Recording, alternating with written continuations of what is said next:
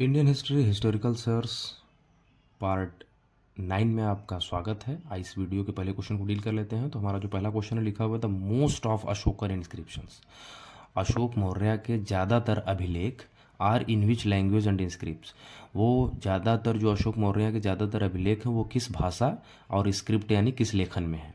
तो पहला प्राकृत एंड ब्राह्मी है, दूसरा है संस्कृत एंड ब्राह्मी है, तीसरा है पाली एंड ब्राह्मी, चौथा है हिंदी एंड ब्राह्मी।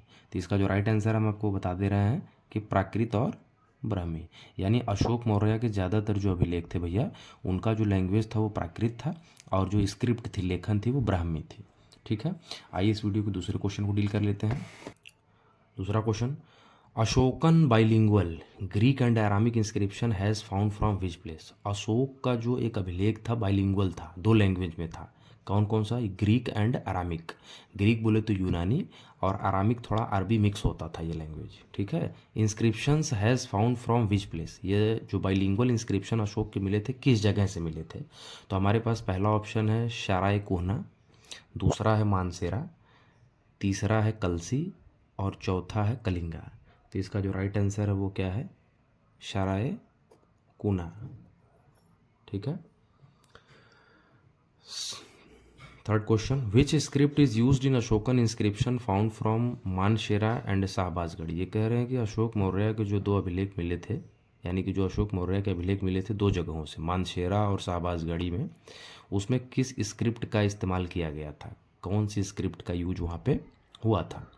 तो इसका जो राइट आंसर, आप पहले मैं ऑप्शन बता दूँ, पहला खरोष्ठी, दूसरा संस्कृत, तीसरा तमिल और चौथा ग्रीक।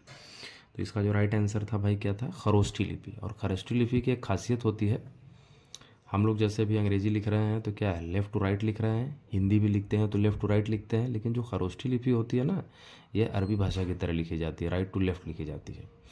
अच्छा, चौथे क्वेश्चन को डील कर लेते हैं इस वीडियो पे। देखिए, which one of the following scripts of ancient India was written from right to left. ये कह रहे हैं कि इन चारों स्क्रिप्ट्स में से वो कौन सी प्राचीन स्क्रिप्ट थी इंडिया की, जो कि कहाँ से कहाँ लिखी जाती थी? राइट टू लेफ्ट, दाहिने से बाएं की तरफ लिखी जाती थी। तो आपके पास चार ऑप्शन है, ब्राह्मी, नंदनागरी, शारदा, खरोष्ठी। और ये यूपीपीसीएस 1997 में भी आया है, यूपीएससी 1997 में आया है। तो इसका जो राइट आंसर मैंने अभी आपको बताया भी, कौन सी लिपि है भाई?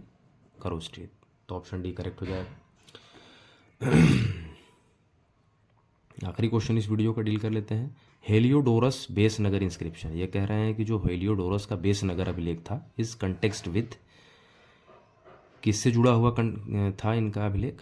पहला ऑप्शन है शंकर शान एंड वासुदेव, दूसरा है शंकर शान एंड प्रद्युमन, तीसरा है शंकर शान, प्रद्युमन एंड वासुदेव, और चौथा ऑप्शन है ओनली वासुदेव।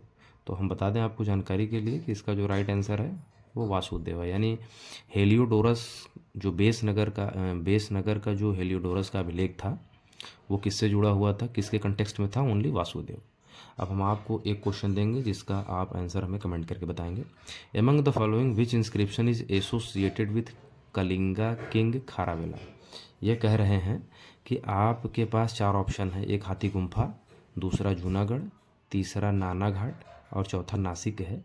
इन चारों में से among the following which inscription is associated with Kalinga king Kharavela. इन चारों इंस्क्रिप्शन में से, यानी अभिलेख में से, कौन सा अभिलेख कलिंगा के किंग खारावेला से जुड़ा हुआ है। आपको बता दें कि कलिंगा पहले का जो समय था वो आपका उड़ीसा और कुछ हिस्सा बंगाल का कलिंगा होल्ड करता था, अभी नया नाम बदल गया है।